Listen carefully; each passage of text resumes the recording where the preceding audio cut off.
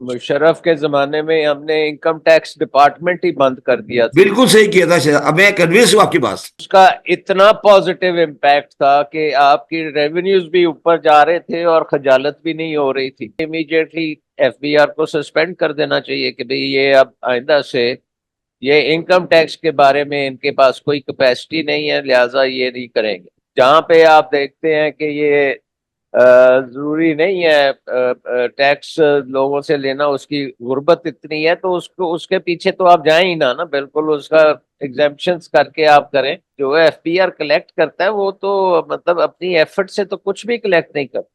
बिल्कुल मोस्ट सही कह रहे हैं सलमान मोस्टली साहब। तो वो ऑटोमेटिकली होता है। मसला ये है कि इसमें बड़े लोगों का कारोबार खुला हुआ है। यस। तो अगर हम ये कर सकते हैं कि ये इनकम टैक्स को खत्म ही कर दें और maybe just sales tax के ऊपर चलाएं काम, और वो भी एट जब भी आप कोई चीज खरीदते हैं उसी वक्त वो कट जाए। बाकी नहीं होता तो आप हुकूमत का खर्चा कम कर दें, बहुत होगी भाई। हुकूमत जरूरी तो नहीं है ना कि हुकूमत को आपने पालना है। मैं फाइनेंस मिनिस्टर ऑफ सिंध रह चुका हूं।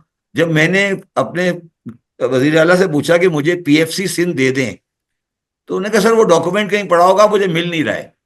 मैंने पूछा कब लास्ट टाइम रिवाइज हुआ था, उसने कहा तकरीबन 15 साल पहले रिवाइज हुआ था, वो कहीं मिल जाएगा आपको, पीएफसी सिंध का किधर है।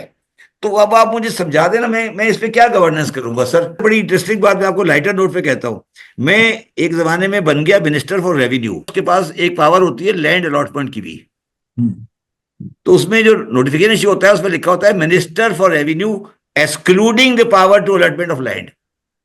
अच्छा सुने, आगे सुने, मैं आपको बड़ा इंटरेस्टिंग।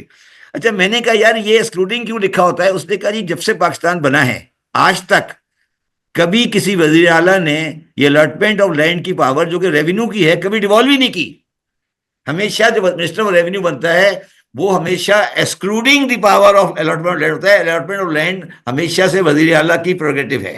तो सर मैं आपको पूरी किताब लिख दूंगा इसके ऊपर कि ये हमारी हिपोक्रेसी कहाँ खड़ी है। किसी और ने बयान तो करना है कि जी if we were to be there हम इन चीजों को कैसे हैंडल करते। वो जो गवर्नेंस वाली बात है उसको कॉन्क्रीट चीजें क्या है। गवर्नेंस तो एक बहुत बड़ा वर्ड है ना जो किसी को समझ नहीं आता।